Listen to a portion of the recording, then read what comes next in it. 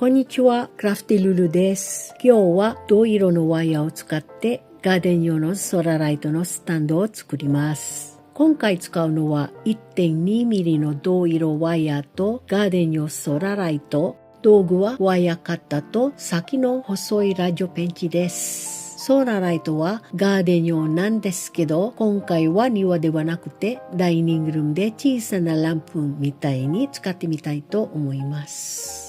それでは作ってみます。よかったら最後まで見てください。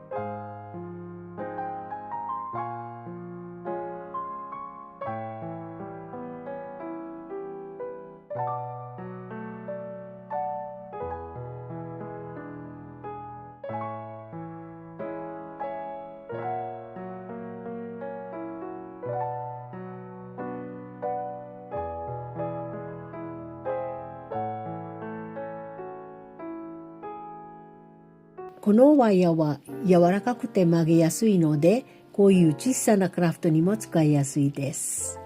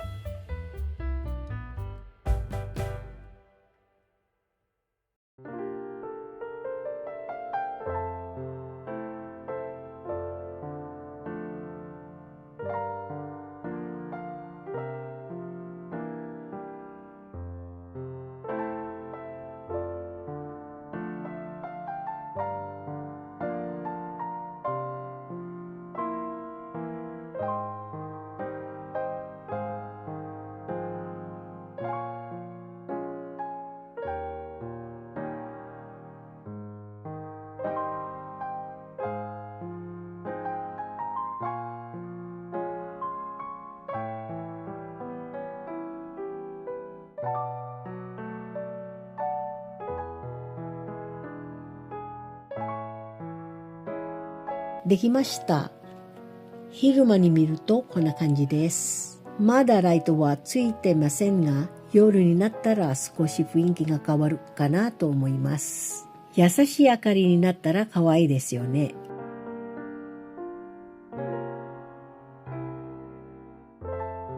夜になりました。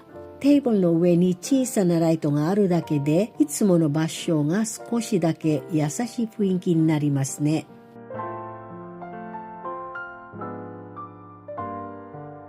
今日はここまでです。見てくれてありがとうございます。また次の動画で会いましょう。